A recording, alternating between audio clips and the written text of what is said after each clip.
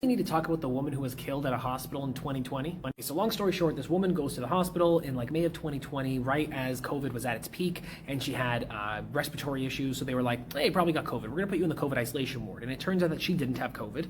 And at one point she leaves the ward in order to go get food, and she takes her mask down because she was having trouble breathing apparently. Like we don't really know a lot of the details because, you know, she ended up dead and all. But she then gets into an altercation with security, fully caught on camera. So let's just look at that first. So yes, this woman was technically breaking COVID isolation rules and COVID rules in terms of masking.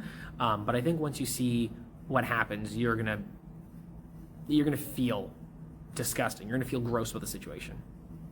You think the camera is moving to, you know, get a better view of the situation until it doesn't.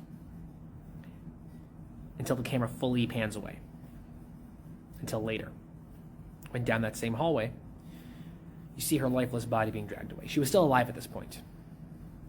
Barely alive. The story actually gets worse from here because there was a case brought against the security guards for what happened, and a judge just threw it out.